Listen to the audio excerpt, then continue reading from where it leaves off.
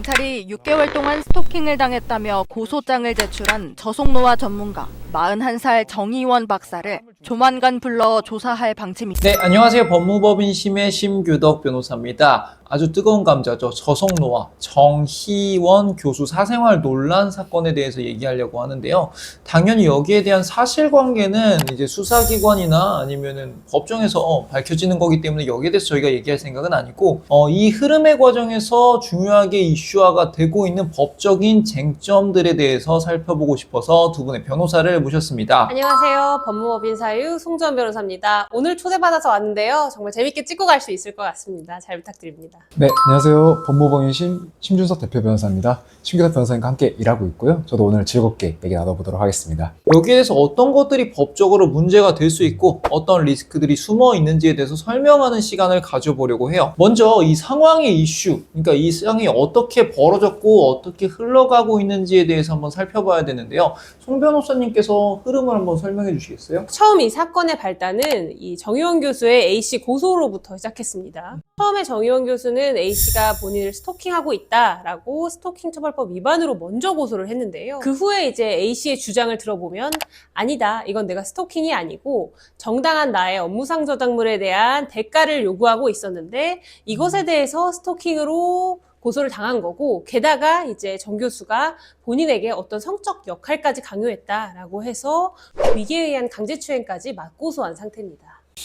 공방이 점점 커지고 길어질 걸로 보이는데 여기서 최근에 업데이트된 사항이 하나 있어요. 그래서 최근에 정 교수 측에서 공개 입장문을 통해서 뜻을 밝혔는데 우리 관계는 불륜 관계도 아니었고 위력에 의한 관계 주장도 사실이 아니다 이렇게 반박을 했어요. 그런데다가 이제 금전 요구가 있었다는 취지로 문제도 제기했다는데 이건 어떤 내용인 거죠? 일단 A씨 측에서는 여기에 또 재반박을 한 거는 뭐였냐면요. 어떤 저작권 침해 이슈라든가 그리고 어떤 성적인 착취 문제들이 좀 얽혀 있다. 권력 관계에 의해서 지금 벌어진 것이다. 라고 주장을 하고 있는 상황입니다.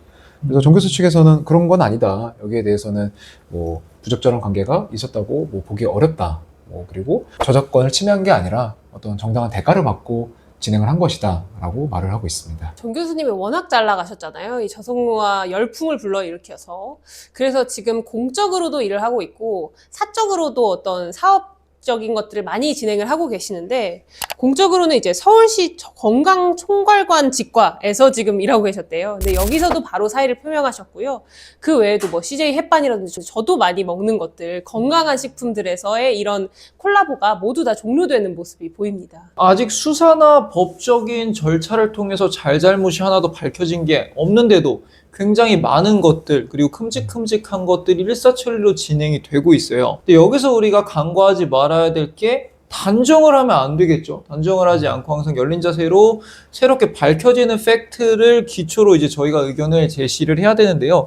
여기에 대해서 어떻게 생각하세요? 그렇죠. 아직 각 사건이 수사 중이고 아주 초기 단계에 있습니다. 뭐 경찰 송치된 것도 아직 없는 걸로 알고 있고요. 그래서 지금 뭐 법조인이든 일반적으로 이 사건에 관심을 갖고 계시던 분, 어떤 분이든 간에 이런 단정형 프레임을 하기에는 조금 위험하고요. 사건이 어떻게 진행될지 좀 지켜봐야 될 것 같습니다. 네, 말씀하신 것처럼 이번 이슈가 커지면서 기업이랑 했던 협업들도 빠르게 정리가 되고 있는데요. 햇반 표정이 교체되기도 하고 홍보물도 삭제되기도 하고 이런 조치가 있었다는 보도들이 나오죠. 근데 여기서 또 많은 분들이 관심을 갖고 있는 쟁점 중에 하나가 실제로 불륜이냐 아니냐 여기에 대해서 많이 살펴보고 있거든요. 신 변호사가 생각할 때 불륜이냐 아니냐가 그렇게 법적으로 중요한 쟁점인가요? 일단 법적으로는 굉장히 중요한 문제인데 사실관계 측면에서 정말 불륜 어떤 성적인 행위가 있었느냐 이런 부분은 아직까지는 명확하지 않은 것 같아요. 그래서 여기에 대한 단정을 짓지는 않고 말씀을 드리자면은 이 불륜이라는 걸 봤을 때 형사랑 그리고 민사 가사를 분리를 해서 보셔야 됩니다. 형사는 우리가 간통죄라고 하죠. 2015년에 헌법재판소에서 이 간통죄라는 죄가 불합치 않다라고 해서 지금은 그러면은 형사 처벌이 되지 않아요. 혼인 관계에서는 이제 이혼 사유가 될 수 있는 부분이 있는 거죠. 그렇죠. 우리나라 민법 제840조에서는 이혼 사유를 되게 제한적으로 규정을 하고 있는데 상대방에 대해서 부정한 행위를 한 거에 포섭돼서 이혼 사유가 될 수 있는 거죠. 그러면 이혼 사유가 되면 단순히 이혼하고 끝나는 게 아니라 위자료를 배상해야 될 책임도 있고 나뿐만 아니라 나와 함께 외도를 한 상간녀 또는 상간남도 내 배우자에 대해서 위자료를 물어야 되는 경우가 있는 거죠. 여기에 대해서 추가적으로 설명해 주실 수 있을까요? 그 부정한 행위라고 하면 형사 간통죄랑은 조금 달리 좀 더 넓은 개념이에요. 그러니까 이혼당할 수 있는 부정한 행위는 성기랑 성기가 결합하는 성관계뿐만이 아니고요.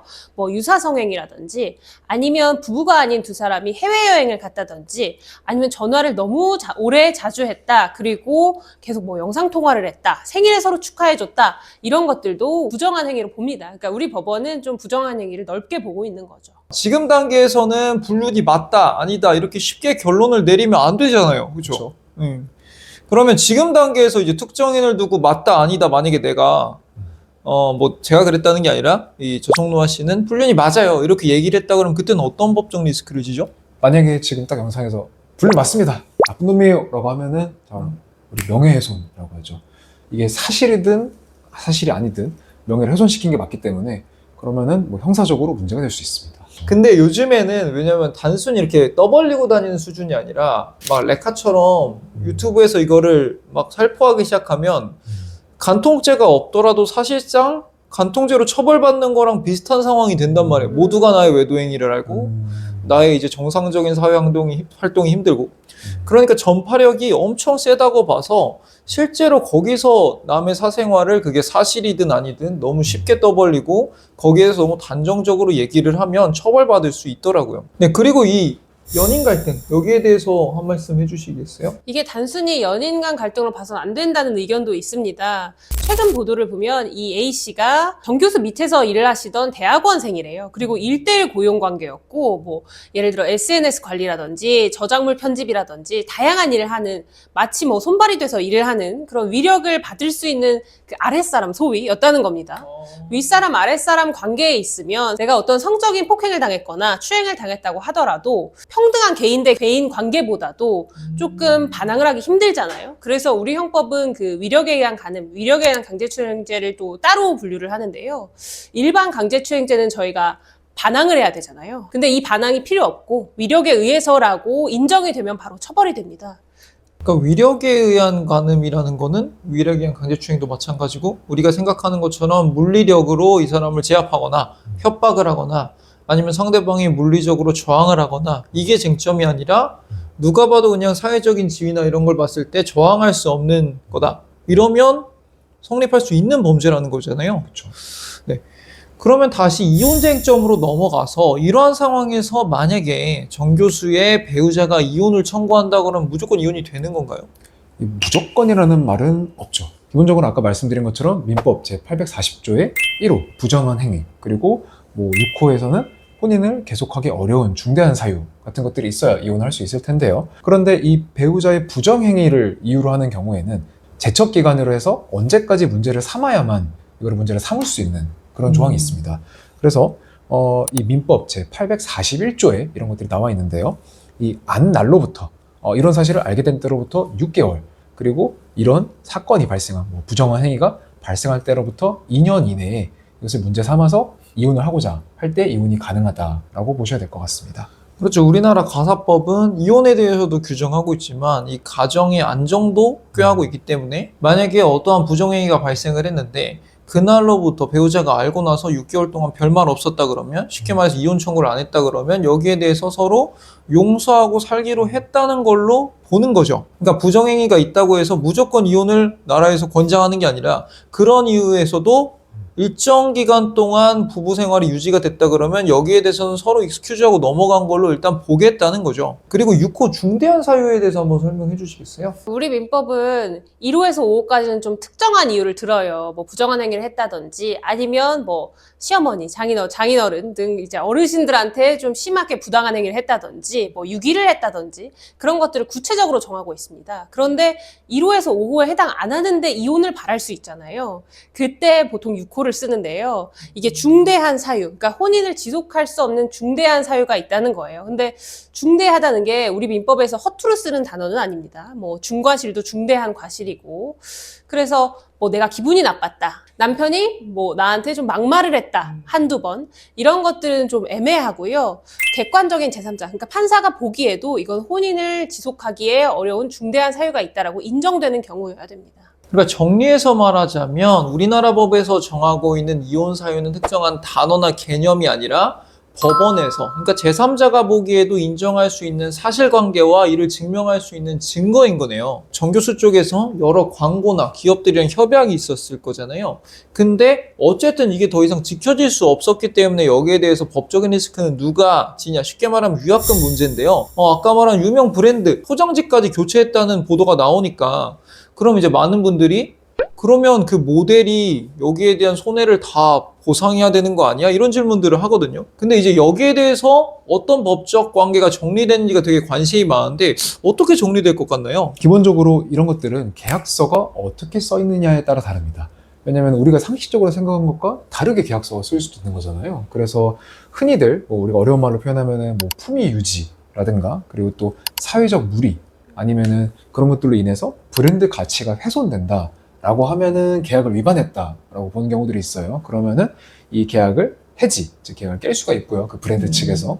그리고 아까 말씀하신 것처럼 여러 제품들이 이미 프린팅이 된, 라벨링이 된 제품들이 유통이 되고 있으면 그걸 전부 다 리콜을 하고 새로 공장 라인을 증설을 바꾼다거나 이런 것들을 해야 될 수 있잖아요. 그래서 그런 비용들을 통상적인 경우에는 이 모델의 잘못에 의한 경우에는 전부 다 배상하도록 하는 경우들이 많습니다. 그래서 지금 세관에서는 이 정 교수 사건 같은 경우에도 아마 정 교수 측에서 이런 비용을 모두 부담하도록 계약이 되어 있지 않을까라고 추측을 하고 있습니다. 되게 무시무시하네요. 그러니까 아무리 이 사람이 잘못했는지 안 잘못했는지 아직 명확하게 나오지는 않았지만 설사 잘못했다고 해도 일개 개인이 기업을 상대로 기업에 발생한 손해를 모두 배상해야 된다 그러면은 이거는 되게 끔찍한데 진짜 정 교수가 이 모든 손해를 다 개인적으로 배상을 해야 되는 건가요?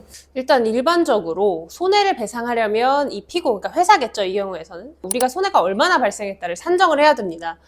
예를 들어서 이미 찍은 프린팅비, 회수비용 등등등. 그리고 나서는 인과관계가 중요합니다. 이 정 교수의 이 사건 때문에 우리가 이런 손해를 입었다를 입증을 해야 돼요. 계약서에 만약에 문구가 있다고 하더라도 만약에 수억, 수십억대 손해배상하라라고 회사가 들어온다면 정 교수 입장에서는 손해가 이만큼 발생하지 않았다. 그리고 인과관계가 나의 어떤 이 논란과 회사 사이의 손해 사이에 인과관계가 없다라고 주장할 거기 때문에 이 부분이 쟁점될 것 같고요. 그리고 좀 이 사건에서 특수한 건 지금은 사실은 논란 초기 단계잖아요. 근데 지금 정 교수 사건은 이게 어떻게 됐는지 알 수 없는 상황인데 아직은 벌써 이제 발빠르게 식품업계에서 정 교수 관련된 어떤 사업들 다 접고 있지 않습니까? 그래서 이렇게 사업들이 접은 거에 대해서 정 교수가 나중에 만약에 무혐의가 나온다든지 했을 때는 손해를 배상하라고 하기는 제가 보기에는 쉽지는 않아 보이고요. 회사에 과실이 있다고 법원이 일부 판단할 가능성도 있습니다. 불법행위 과실상계라고 해서 회사가 이런 것들을 미리 검증을 했어야 됐다라고 해서 회사 쪽의 책임을 일부 인정될 수도 있어요. 그러니까 결론은 신 변호사님께서 말씀하신 거는 계약서에 어떻게 써 있는지 그 문구를 다시 확인을 해봐야 되고 그게 되게 중요하다는 거고요. 송 변호사님께서는 계약서에 거기에 써 있다고 하더라도 실제로 거기에도 손해가 얼만큼 발생했는지 그리고 회사 측의 과실은 없는지 실제로 내 과실이랑 이 손해가 어느 정도 인과관계가 있는지를 입증해야 된다. 그러니까 입증 싸움이다 라고 얘기를 하는데 둘 다 맞는 말인 것 같아요. 계약서에 뭐라고 써 있는지 그리고 그 내용대로 내가 어떻게 증명하는지가 되게 중요한 것 같습니다. 오늘은 정의원 교수 논란을 법적 쟁점 중심으로 정리해봤습니다. 오늘 도움 주신 두 분 변호사님들께 마지막 한 말씀 부탁드리겠습니다. 네, 마지막으로 한 번 더 강조드리겠습니다. 지금 이 사건은 사실관계가 아직 확정되지 않은 사안이기 때문에 여기에 대해서 무분별한 추측을 바탕으로 특정 누군가를 비난하거나 비판하는 행위는 자제해 주시기를 부탁을 드리겠습니다. 안 그러면은 아까 말씀드린 것처럼 명예훼손의 문제가 될 수 있기 때문이죠. 제가 사실 이 사건을 보고 느낀 거는 이게 법적으로 사실이 인정되려면 증거가 제일 많아야 됩니다.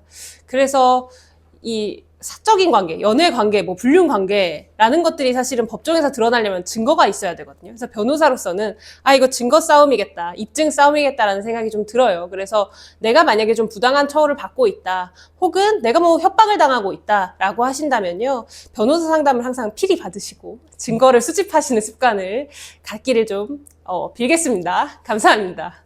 네, 긴 영상 함께 봐주셔서 감사합니다. 댓글로 궁금한 점이 있다 그러면 언제든지 문의 남겨주시고요.